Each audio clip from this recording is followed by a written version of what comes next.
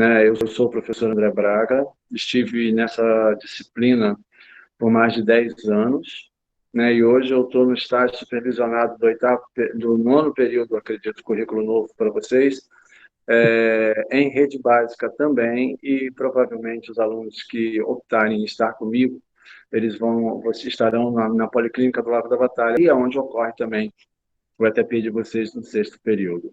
Bom, hoje a gente vai falar um pouco sobre sistemas de informação em saúde.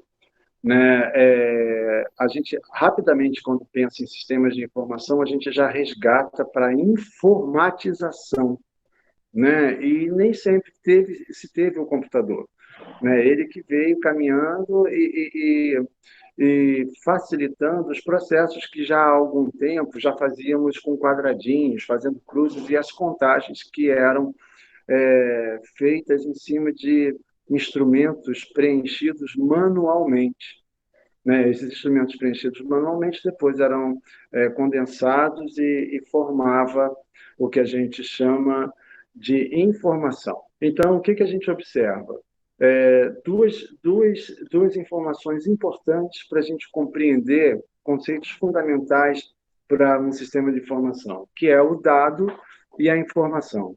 O dado, ele, na verdade, são as bases que geramos. Então, se eu tenho uma ficha de preenchimento, um instrumento qualquer de preenchimento, cada item daquele instrumento, ele é um dado. Sexo, nome, endereço, sintomas, telefone, todos esses itens eles são chamados de dados para a compreensão de um sistema de informação. E a informação é o produto que a gente obtém a partir da combinação desses dados.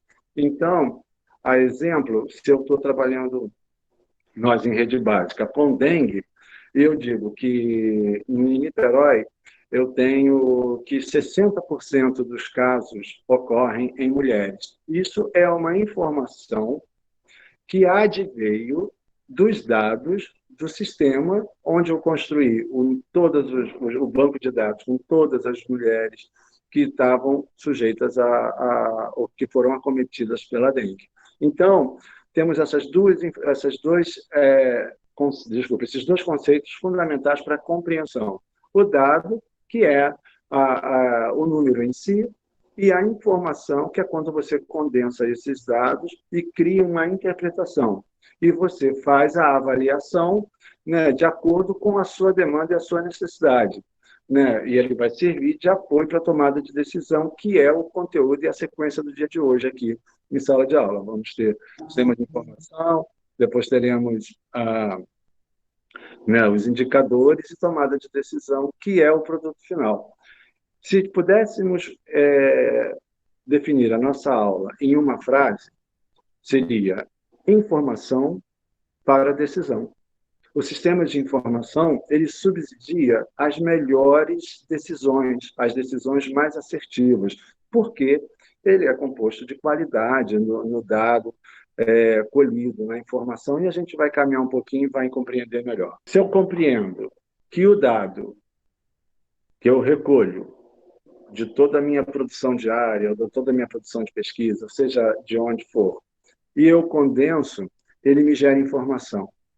Essa informação, vocês vão ter na próxima aula, vocês vão compreender que essa informação gera indicadores, que são condições numéricas ou não, que te permitem visualizar o todo. O que eu estou querendo dizer? Se eu falo que Niterói tem 20 mil casos de dengue, realmente é uma questão, é uma informação. Mas se eu consigo jogar isso em percentual, eu posso dizer, viajando aqui, que 10% da população está acometida por dengue. Isso é um indicador, ele é uma forma não numérica ou numérica de você visualizar o todo e ficar melhor para decidir. E com base nesse indicador, você melhor toma decisão. Então, pegando pelo dado, que é o primeiro à esquerda, o dado entra, isso aqui é só um esquemazinho para a gente compreender a informação que, por mais que seja complexo o discurso, no cotidiano da nossa prática, ele é rápido. Então, eu tenho dado, A partir da minha análise desse dado, eu gero uma informação. Essa informação, a partir do meu entendimento e da minha interpretação, eu consigo gerar um conhecimento, né? E esse conhecimento, quando eu aplico na minha ação, eu mudo o meu dado, ou seja, eu tomo uma decisão. Toda a literácia, a entrada, a sua adesão àquela informação é que vai permitir te qualificar a ação, que você vai ter um pouco mais à frente. Desculpa, vai permitir você ter qualificar o seu conhecimento e poder melhorar a sua ação. Se eu tenho um dado que gera informação e essa informação gera indicadores que me permite tomar decisão, aonde que eu observo que o sistema de informação está atuando? Onde eu sei que ele está acontecendo, em que ambiente do meu processo de trabalho eu sei que ele está. Então, ele abarca praticamente tudo. Nós temos a informação atuando na docência, na investigação, acabei de falar da dengue aqui, né, de requerimentos legais, onde você tem a parte toda burocrática do processo de trabalho, assistencialmente, que a gente vai ver daqui a pouquinho alguns sistemas que têm atuando ou no SUS em rede básica, e também para a gestão, porque vai perpassar por todo o planejamento e que vai permitir você melhor decidir com o objetivo final, que é a qualidade do serviço ao nosso usuário. Quando eu penso em sistema de informação, eu tenho que entender que ele integra as estruturas organizacionais do serviço de saúde, ele reduz incertezas, porque ele está padronizado, e ele, enquanto padronizado, todos que passarem aqueles dados ou aquelas informações, eles estão iguais. Né? Então, vai reduzir por demais as incertezas, é um instrumento para detectar focos prioritários. Óbvio, você faz a análise a partir da sua interpretação, do seu conhecimento acerca do assunto, você gera um conhecimento que te permite melhor decidir. Também é responsável pelo planejamento, porque os relatórios dos sistemas de informações, quando são oportunos, oferecidos no momento correto, permite você trabalhar com prevenção e atuar em áreas que estejam sendo acometidas ou de agravos ou de incertezas, né? Ele é constituído de vários subsistemas e tem como propósito geral facilitar a formulação e avaliação de políticas, planos e programas de saúde, subsidiando o processo de tomada de decisão. Um pouquinho de história só para a gente entender como é que chegamos hoje, né, que temos nessa forma remota, digitalizada, né, e se a gente pensar, acredita que o meu TCC foi datilografado, então a gente tem um caminho aí não muito longo, mas de uma evolução muito grande. Mas a história da necessidade de se informar, de sistematizar a informação na área de saúde, ela vem, mesmo assim, no século passado, né, que não está tão longe, não tão distante, mas com os movimentos da oitava Conferência Nacional de Saúde, o movimento sanitário, a história toda da criação do SUS, de se começar a pensar em princípios de integralidade, de equidade, de universalidade, você precisaria ter essas informações com poucas incertezas, com qualidade e com facilidade e a possibilidade de decidir. Então, ela é marcada exatamente por esse movimento todo na década de 70, de 1970 e 1980, esses movimentos que se desdobram com a Lei 8080, que é a do SUS, de 90, e a era da informatização, gente, que não tem como a gente não avaliar.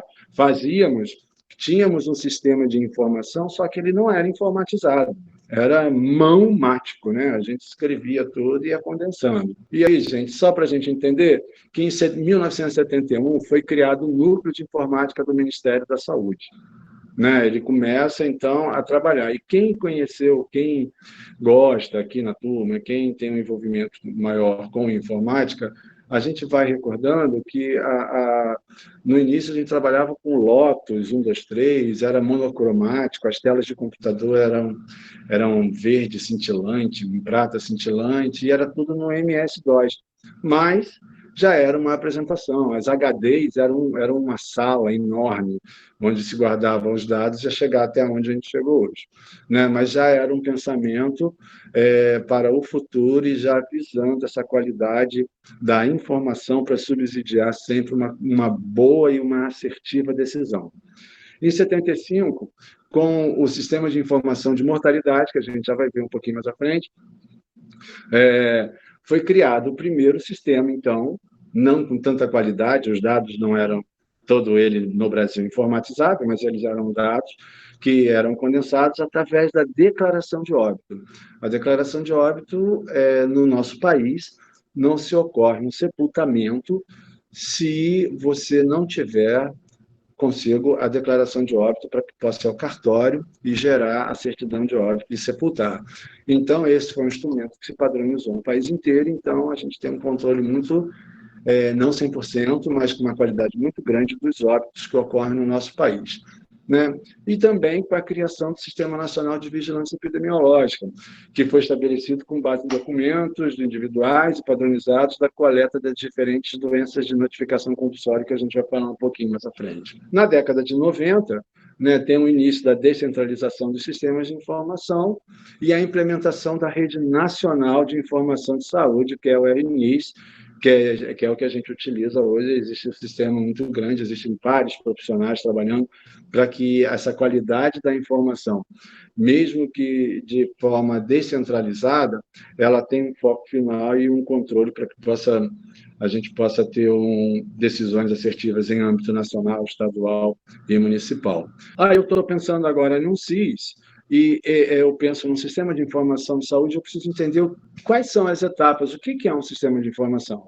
Eu tenho 3 grandes etapas nele de suma relevância, que é a coleta do dado, né? Ou seja, aquele profissional que está lá na ponta, atendendo, ele está preenchendo um instrumento, eu preciso que aquele instrumento tenha um preenchimento correto, sem dúvidas, né? Para que eu possa receber esse instrumento preenchido, processá-lo, né? Ou seja, observar incertezas, corrigir todas as incertezas que tenham numa ficha, no caso, vamos botar aqui de notificação, ou declaração de óbito, ou declaração de nascido vivo, seja ela qual for, né? Para que me permita fazer uma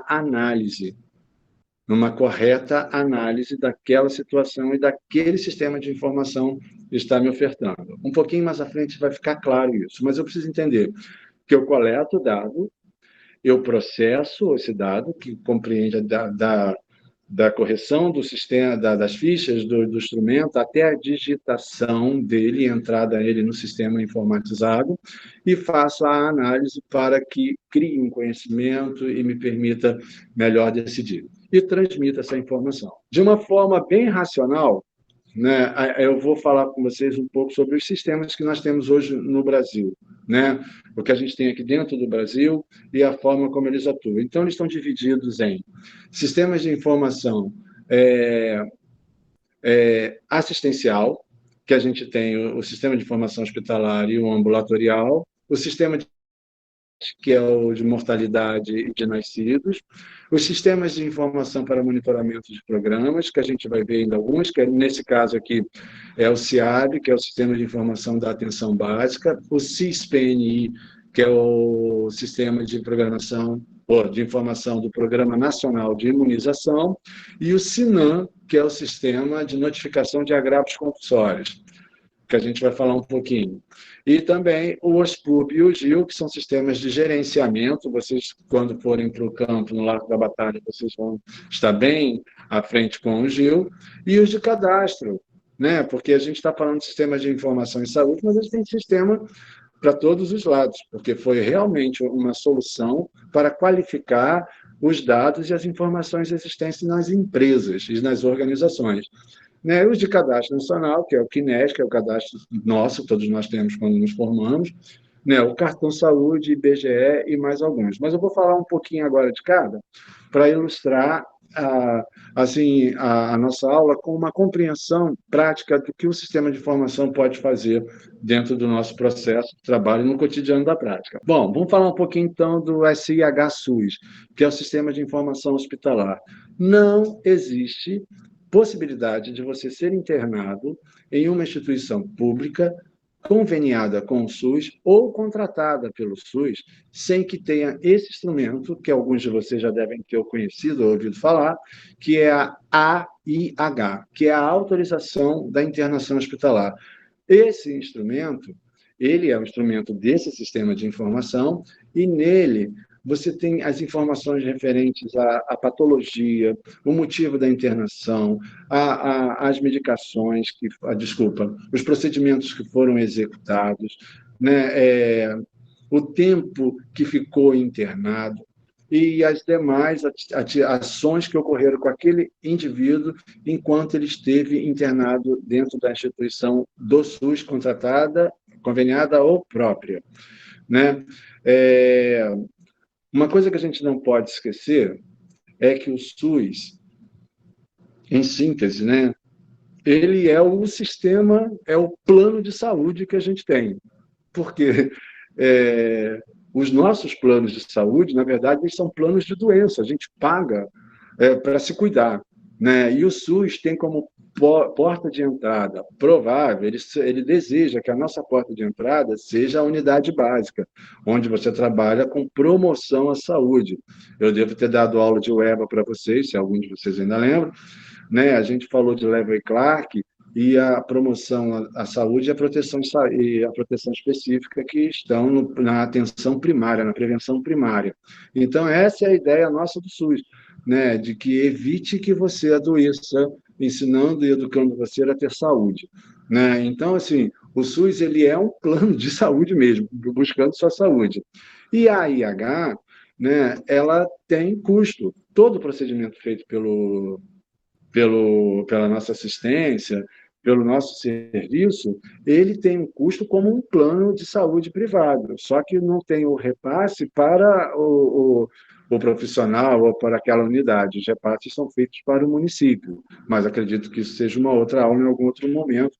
Quando se falar um pouco mais sobre políticas públicas e gestão, vocês vão entender, né? Mas é isso. Então, a IH é responsável, ele serve para diagnóstico, os valores são pagos e tem o cadastro dentro daquela unidade que faz, né? Então, como é que ocorre isso? A gente está pensando sempre no usuário SUS, estamos em rede básica, né? Então, e não estamos falando aqui num caso de urgência, estamos falando num encaminhamento, num processo. Então, vamos pensar numa gestante. Ela está fazendo o pré-natal dela dentro de uma unidade, está fazendo um encaminhamento com o laudo médico de que ela vai entrar em parto, que ela vai precisar fazer os procedimentos dela de ou cesárea ou parto natural, ela vai precisar ser encaminhada para uma unidade, o profissional já faz o preenchimento para que o órgão emissor libere a IH naquela unidade.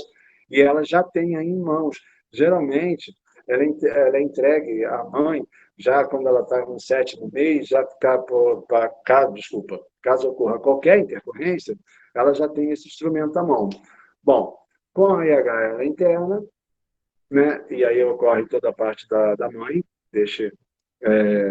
da mulher que teve o filho, a puérpera, mas pensando na gente aqui, enquanto sistema de informação, essa AIH ela vai ser preenchida, ela vai ser encaminhada para o setor de digitação, que vai fazer o repasse para o nível central, para a Secretaria Municipal de Saúde e para o Estado, e aí vem o repasse da verba desse procedimento executado. São várias fontes de pagamento. Então, a gente tem que ter clareza que esse dinheiro não está na nossa mão, mas já vai para a Secretaria de Saúde para o repasse e manutenção do serviço daquele município. Agora, esses dados, eles vão do município para o Estado, do Estado para Brasília, porque é o seu federal, né? E eles vão dando sempre informações que vão subsidiar né, decisões em cada âmbito desse. Aspectos positivos e negativos do sistema de informação hospitalar. Ele tem uma agilidade boa, é nacional, ele está sofrendo auditoria desde a entrada do SUS, toda essa parte de internação hospitalar, que existia muitas fraudes e desvios, agora tem uma auditoria e ajuda muito. O registro tem que ser sistemático para a passagem da verba, senão não vai. Os dados são por indivíduo, que é uma forma boa de você conseguir entender, em termos quantitativos, o que ocorre. Né? São informações de morbidade, de doença, permite monitoramento de agravos de vigilância. O que é isso? Existe uma definição de recusa de pagamento, tanto para a IH nossa, quanto para os planos de saúde, que eles chamam de glosa, glosar. Glossária significa não vou pagar porque tem algum erro. E aí, na nossa esfera pública, ficou decidido pelo Ministério da Saúde que toda doença de notificação compulsória em que tenha internação, a AIH tem que vir com a notificação, que a gente já vai ver um pouquinho mais à frente a notificação. Mas com isso a gente garantiu uma forma rápida de se reconhecer os casos que ocorrem na rede, ou no nosso Brasil, no nosso país mesmo inteiro, de uma forma geral, há tempo da gente cuidar antes de receber a declaração de óbito de uma doença que poderia ter sido cuidada, só que não foi notificada e a gente perdeu o caso. Tem uma cobertura de 70% a 80%, porque algumas 20% da população ainda utiliza a rede privada, né?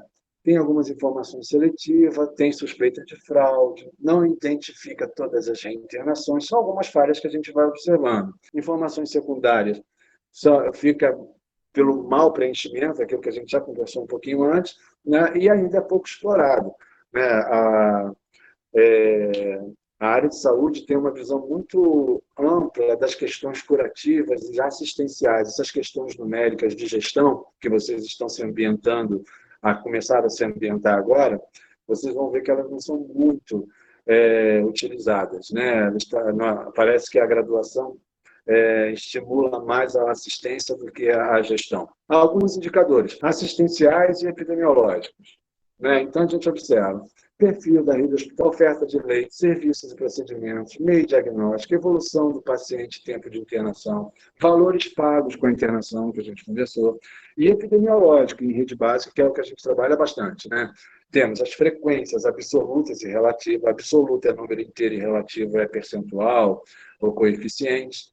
Temos o coeficiente de internação, mortalidade hospitalar, razão de internação e notificação de agravos, coeficientes específicos por causa, sexo. Dá para a gente compreender exatamente o perfil do usuário daquela instituição, com essa informação advinda da IH. Esse é o CIASUS, que é onde é ambulatório. Lá no Antônio Pedro, que já ficou no ambulatório lá de curativo, tinha aquela fichinha de preenchimento, nome, idade, sexo, endereço. No cantinho colocava um código de procedimento e dizia: esse é o sistema de informação ambulatorial, que tem o mesmo perfil do hospitalar, sem ser a IH. Ele é um sistema assistencial e mostra a produção dos ambulatórios da rede. Né? Além desse boletim que ele é construído, e vocês no Largo da Batalha vão preenchê-los à vontade, o que tem de mais importante no CIASUS, que é nesse sistema ambulatorial, em nível de análise enquanto sistema de informação, é a APAC, que é a Autorização de Procedimentos de Alta Complexidade, que equivale à IH. São procedimentos de ressonância, tomografia, que requer uma justificativa e uma condensação de documentos do paciente, do nosso usuário, para que seja autorizado esse procedimento na rede. Então, ele é de extrema relevância porque é caro, né? Não são exames baratos, né? E para que não seja feito aleatoriamente. Então, a APAC ela tem um setor específico para esse tipo de autorização. Os aspectos positivos é a extrema agilidade, né, dele. Ele tem um registro sistemático de toda a assistência ambulatorial, vocês vão ter essa oportunidade de entender isso. Né? É fundamental para o planejamento, controle e avaliação. Disponível para a população, porque está no DataSUS, eu vou ensinar vocês a entrar nele. possibilita a construção de indicadores, cobertura, concentração, número de consultas, número de procedimentos em sala de curativo, número de atendimentos médicos e consultas de enfermagem, psicólogos e as demais produções assistenciais. A cobertura, como negativa, a cobertura realmente é de 70% a 90%, né? Não temos como dizer que 100% da população utiliza o SUS, não permite a vigilância epidemiológica, porque é um boletim com linhas, onde você coloca o mínimo, né? Já uma vez que tem o prontuário da unidade, faz o preenchimento, então você não tem como trabalhar grandes informações ali, tem suspeita de fraude sempre, está vinculado a um teto financeiro do município, né? O que ele está querendo dizer com isso? O município tem um teto financeiro de, vamos botar assim, 1.000 consultas, né? Eu posso fazer 1.500 que o SUS só vai repassar para o município as 1.000. Né? Então, está vinculado a isso, então tem que ter um planejamento para que você possa atuar dentro da rede,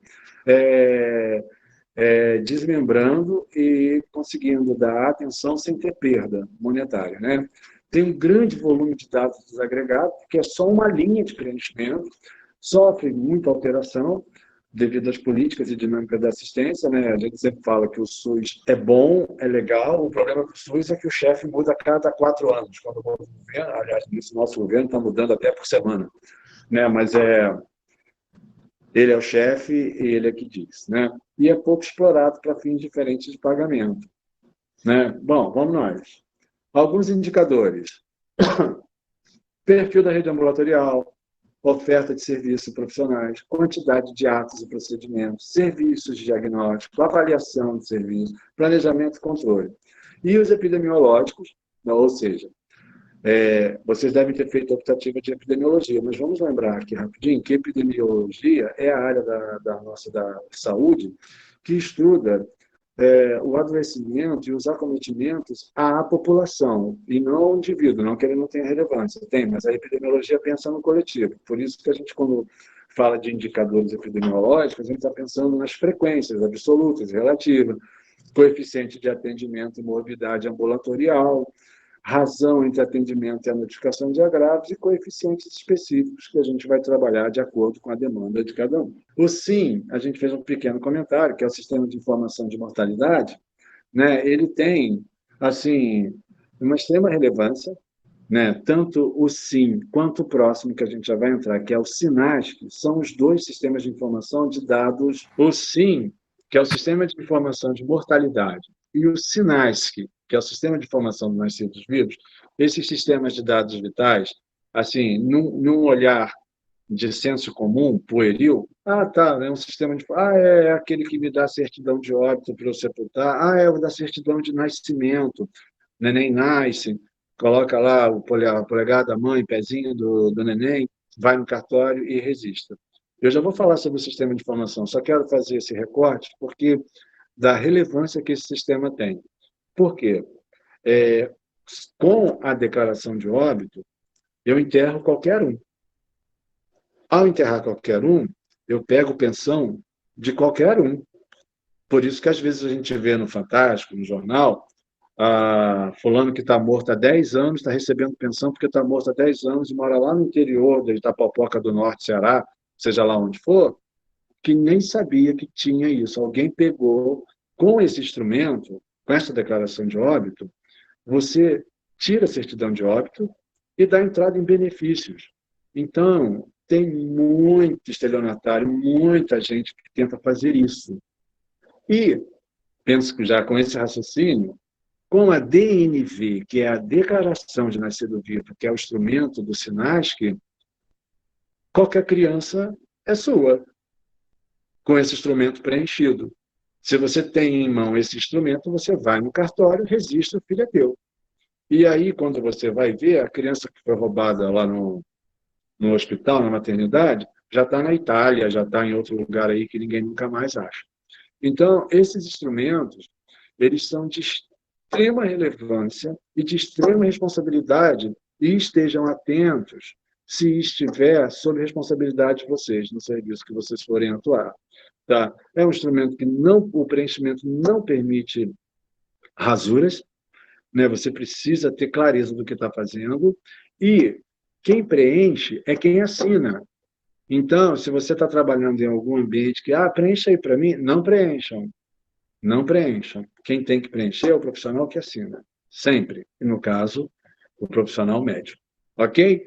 Ele, então, ele é de extrema relevância porque permite você compreender, né, por que se morre, onde mais se morre, quais são as causas do óbito, né? E também para investigar óbitos de forma diferenciada. Existem comitês de investigação de óbito materno, óbito infantil, que são pessoas que vão a óbito, são mulheres e crianças que vão a óbito por causas que poderiam ter sido preventivamente tratadas e não ocorre. Então, a Secretaria de Estado, as secretarias municipais, os serviços envolvidos com a saúde da mulher, eles trabalham com essa investigação. Mas vamos lá. Como é que ocorre a declaração de óbito? O hospital, ele preenche a declaração, são 3 vias, a branca, a amarela e a rosa.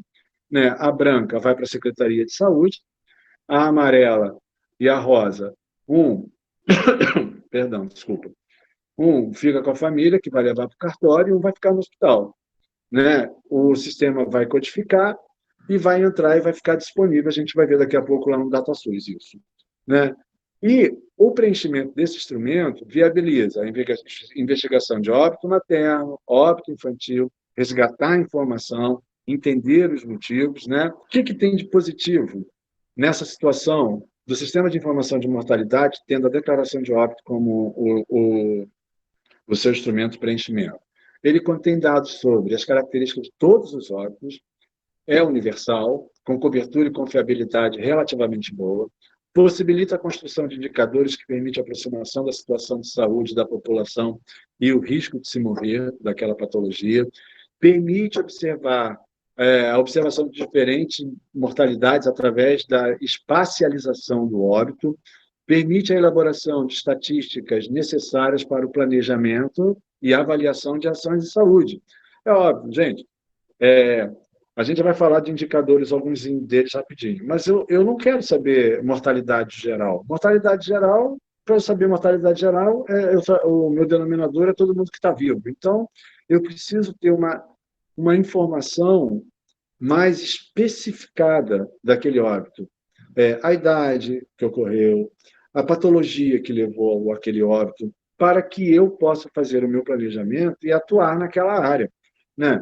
Se a maior parte dos meus óbitos no município estão sendo problemas cardiológicos, lá no Largo da Batalha, eu preciso garantir cardiologista, exames específicos, para que eu melhore a qualidade daquelas pessoas e que o óbito venha ou seja retardado o maior tempo possível. Né? Aspecto negativo da declaração de óbito, aí já é mais presente no sistema de informação. Ele tem pouca agilidade no processamento, tem o subregistro subnotificação, que a gente sabe que realmente tem, é acentuado o número de óbitos por causa mal definida, já vou falar, e o preenchimento inadequado de diversos campos, aquilo que a gente está falando desde o início da aula.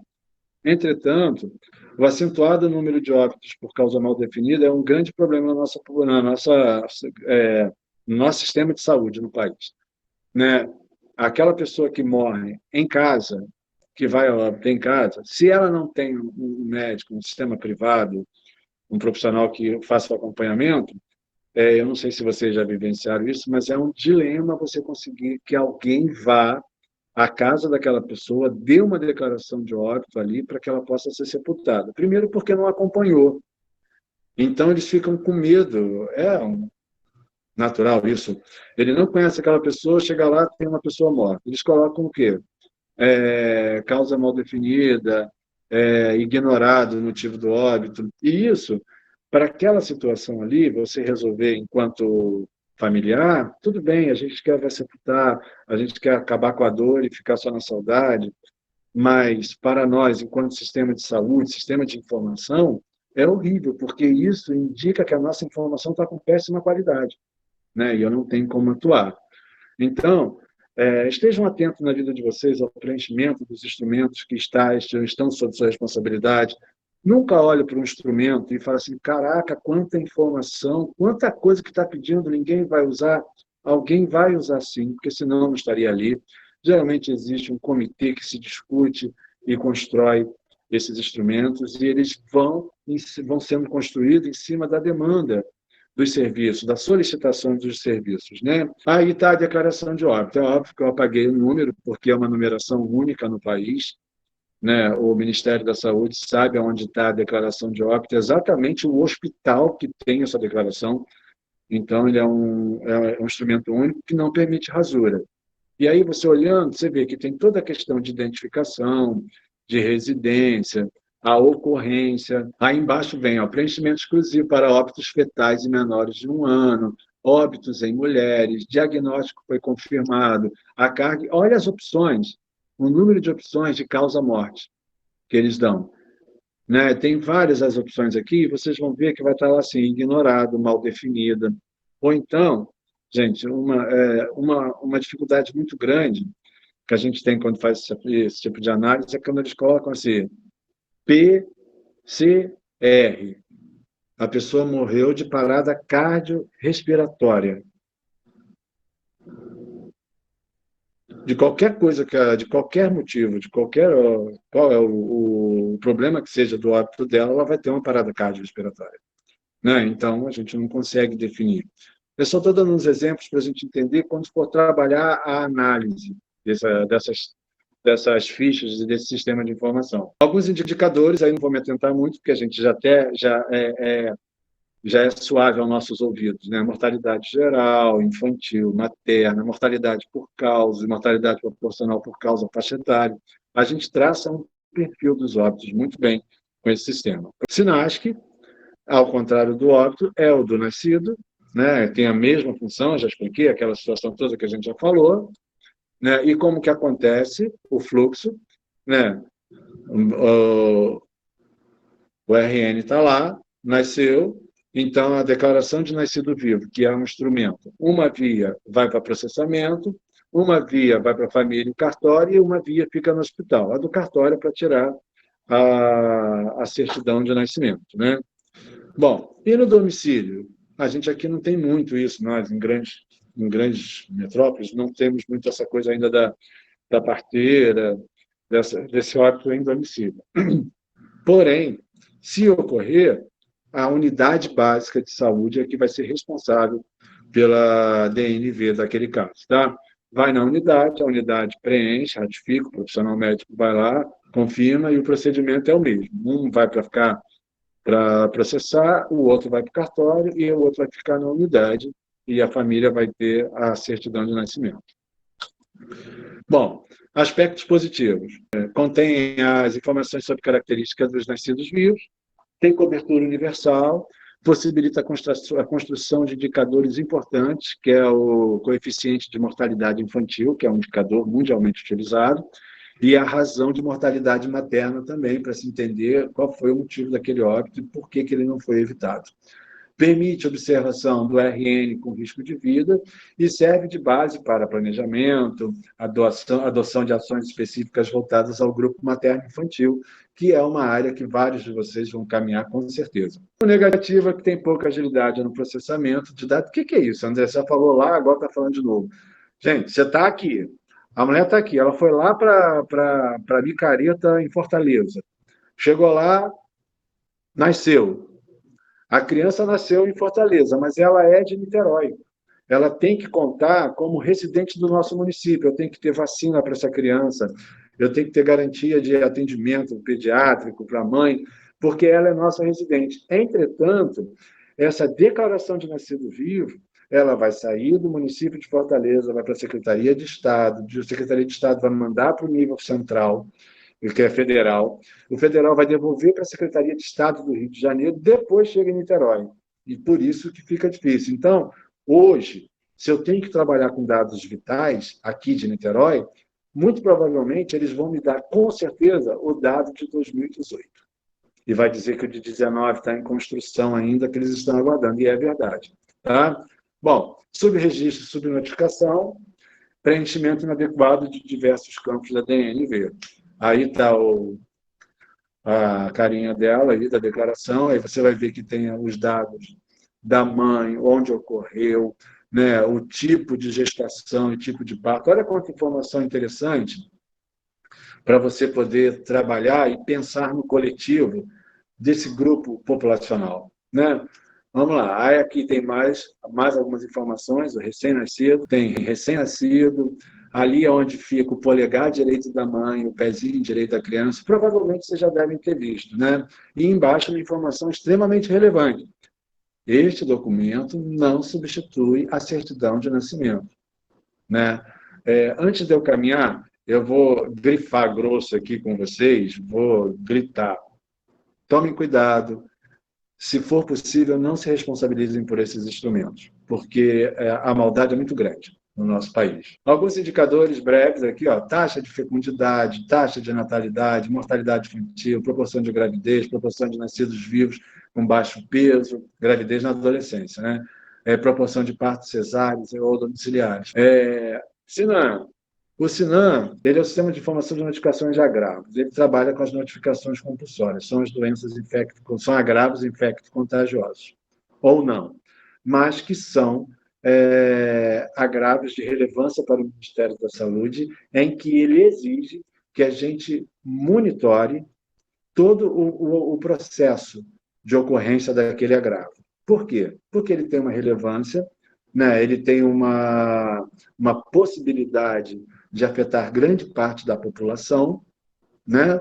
E necessita que, com essas observações, a gente consiga, mediante do instrumento, a gente consiga tomar decisões preventivas para esses casos, né? Ele tem muitas fichas, ele não tem como a gente trabalhar uma informação aqui, eu trouxe algumas, mas é para a gente entender que ele está pautado numa lista de agravos determinados pelo Ministério da Saúde sobre algumas dessas doenças. O que a gente precisa entender dele é que todos nós podemos notificar, ou todos nós podemos informar a uma rede de saúde alguma doença dessa, algum desses agravos que estejam ocorrendo, que estejam nessa listagem preconizada pelo Ministério. Mas aqui o que é legal, por exemplo, é assim, seu vizinho está com... Não vou entrar em Covid, tá? Vamos falar de dengue. Eu tenho um vizinho ali que já viu todos dois estão com suspeita de dengue, e você vê que ele não vai ao médico, não vai a lugar nenhum. Você não precisa identificar, mas você pode ir à unidade de saúde e informar que ali na sua área está ocorrendo esse tipo de caso. Alguém que está emagrecido, tossindo muito, você está vendo que o cara está mal, pode ser uma suspeita de tuberculose, né? A gente pode informar. Eticamente, eu não posso ir apontar, mas eu posso tentar ajudar o sistema de saúde de uma forma vigilante, evitar que ocorram alguns agravos. De qualquer forma, quem é que faz a notificação? Ou é a população, ou é o profissional, ou é a unidade, que vai encaminhar para os centros e vai até a Secretaria de Estado e o Ministério da Saúde ter essa informação.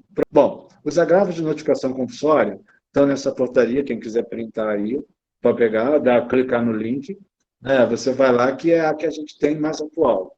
É óbvio que já entrou aqui, no caso, essa aqui não tem Covid ainda, né? Mas estão quase todas lá, a exceção dessa e talvez alguma síndrome respiratória aguda, diferenciada devido ao Covid. Mas ali tem todas as doenças que serão necessárias para notificar. Caso quem já fez a optativa de epidemia, provavelmente já viu isso com calma, né? E daí, esses agravos notificáveis, né, eles têm a ficha. E eu vou apresentar agora para vocês o instrumento que é a ficha, de alguns para a gente entender como que ele funciona. Precisaria de aulas para a gente trabalhar só o SINAM. Aspecto positivo, já terminando. Permite a realização de diagnóstico dinâmico da ocorrência de um evento na população. SINAM, ele trabalha com doenças notificáveis e trabalha com epidemiologia, vigilância. Então, a gente está pensando em coletivos, tá? Fornece subsídio para explicações causais de agravos de notificação compulsória, além de vir a identificar riscos dos quais as pessoas estão sujeitas, né?